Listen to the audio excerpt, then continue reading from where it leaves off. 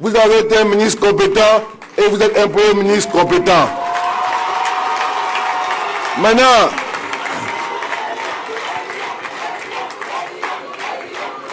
quand on est compétent, il y a des gens qui apprécient et puis qui savent voir comment essayer de vous ressembler pour avancer. Puis il y en a qui sont jaloux, ils vont dire non, il est compétent, mais bon, comme même les plus grands prophètes n'ont pas fait d'unanimité, laissez-nous nous occuper de ça. Avancez dans vos chemins avec le président Alassane Ouattara.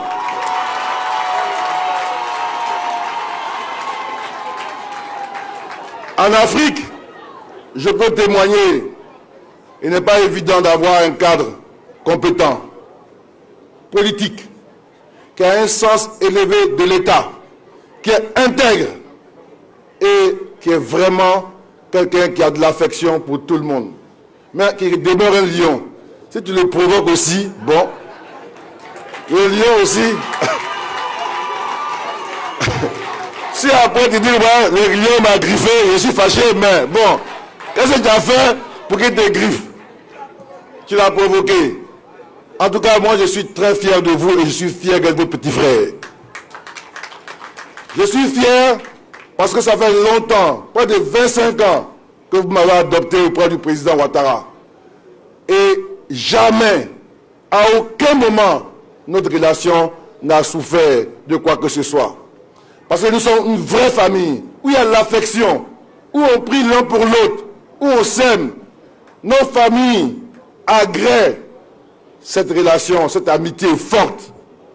Quand les gens sont bien ensemble, il y en a qui disent non, c'est pas clair, il y a un guichet, il n'y a rien, on s'aime, on est bien ensemble.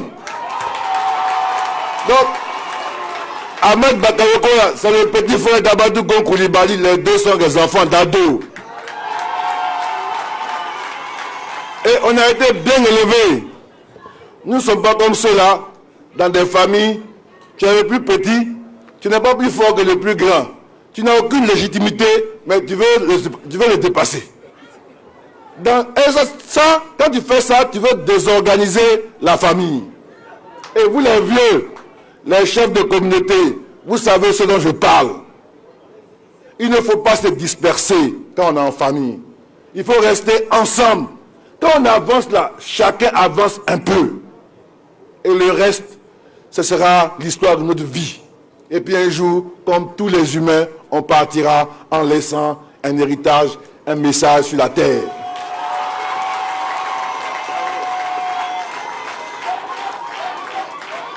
Il y a des gens qui sont ministres, qui ont été présidents d'institutions, et qui disent non, je suis frustré. Mais, et ceux qui n'ont rien? Ceux dont les parents sont morts, on les a même oubliés. Toi, tu ne peux pas dire que tu es frustré. C'est le défaut de l'homme. Au lieu d'apprécier ton état, comment tu es là, par rapport à ce que tu aurais pu ne pas être, tu veux te focaliser sur ce que tu veux être à tout prix et tu n'apprécies même pas le bonheur d'être quelque chose. Tu es ministre, il y a 40 ministres, tu es président d'institution, il n'y en a que 4 ou 5 dans le pays. Parmi tous ceux qui sont là à l'école, au CP1, au CP2, jusqu'à CM2, d'autres à l'université, tu es maintenant dans l'équipe nationale de la gouvernance du pays, tu dis que non, toi, tant que tu n'es pas devant là, tu es malheureux. Mais tu ne seras jamais heureux. Parce que même quand tu seras président, tu seras président de l'Afrique. Il faut savoir garder nos ambitions personnelles, nos faux rêves, pour réaliser nos vraies vies. Parce que ce que tu as là, ou ce que tu avais, il y a d'autres qui rêvaient à ça, qui sont contents de ça. Maintenant, ils sont contents de ça aussi, tu es fâché. Bon, je parle en parabole, parce qu'on a un boubou.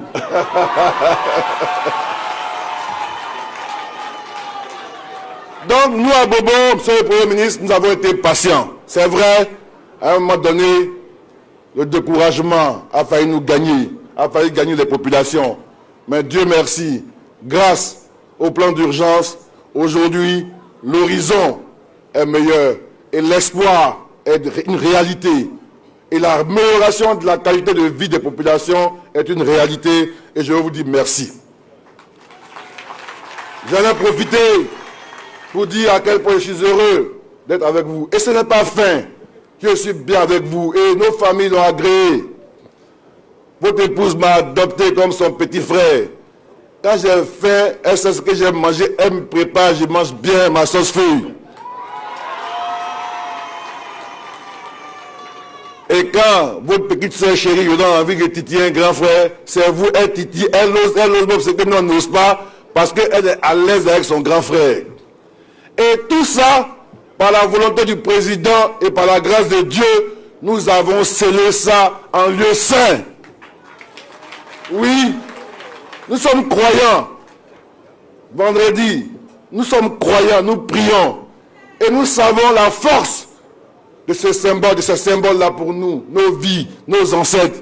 Là-bas, nous avons prié pour la Côte d'Ivoire. Nous avons prié ensemble pour le président Alassane Ouattara. Nous avons prié pour que Dieu nous donne une relation plus forte et que nous soyons plus unis, l'un pour l'autre. Soyons un atout pour le président et le pays. Faire avancer le pays pour qu'un jour, nous puissions dire voilà ce que nous avons apporté à la Côte d'Ivoire et laisser les autres apprécier et laisser l'histoire nous juger. Donc, ceux qui rêvent encore, non, on pense que Amadou Gola, ils font semblant, vous perdez votre temps. Parce que, où on a déposé ça, vraiment, c'est sérieux. J'ai pas envie d'employer les mots qui ont fait fâcher certains, mais c'est vraiment, c'est solide dans nos cœurs, dans notre approche de vie, dans notre éducation, dans nos valeurs.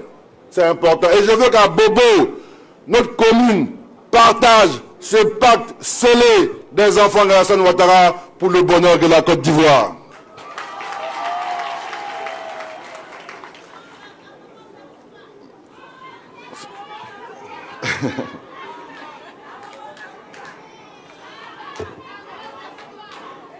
Monsieur le Premier ministre, je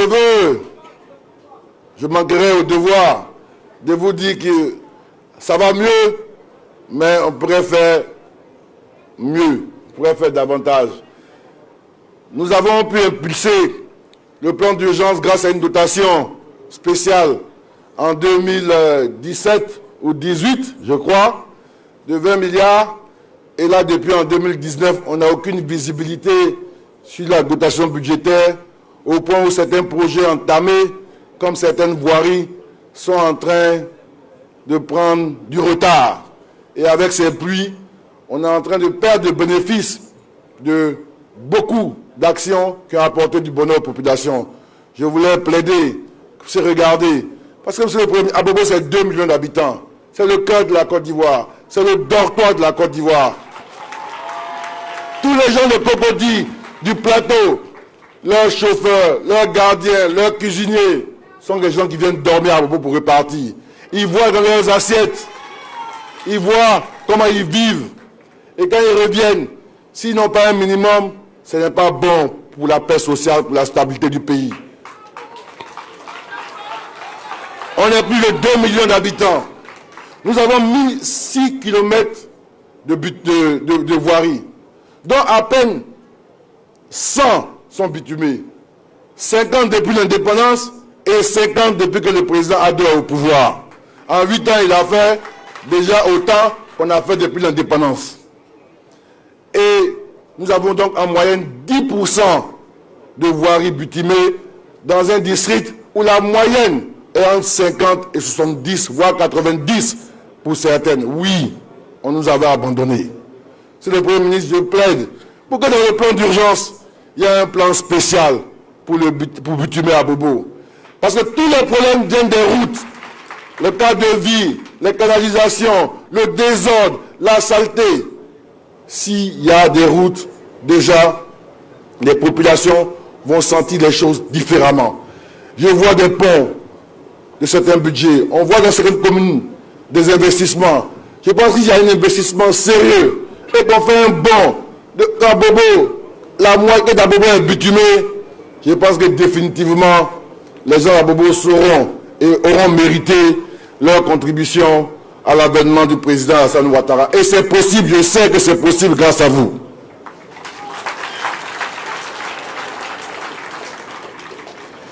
Monsieur le Premier ministre, Je ne voulais pas évoquer la question, mais avant de terminer, parce que nous sommes à l'hôpital, quand même, l'hôpital, ça soigne aussi les malades.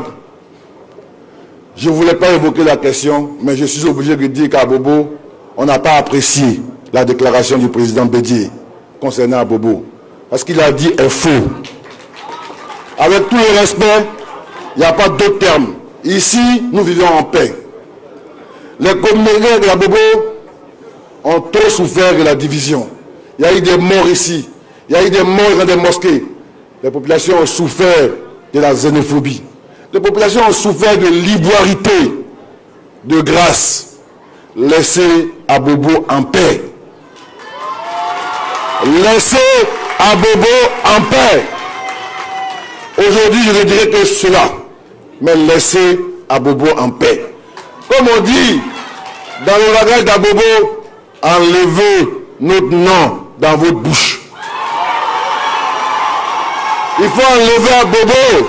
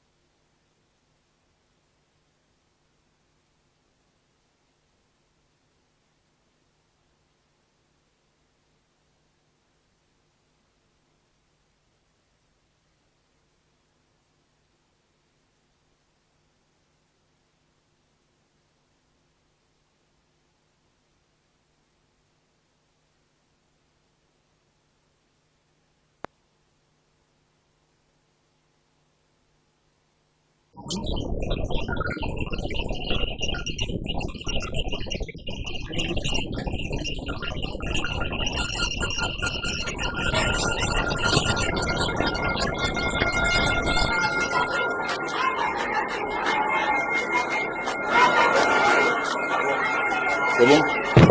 Bien, merci. Donc j'étais vraiment à la fin. Dire que, en tant que maire, au nom de la municipalité, au nom du conseil et de toutes les populations, dire que nous condamnons ces propos qui sont à même de jeter l'opprobre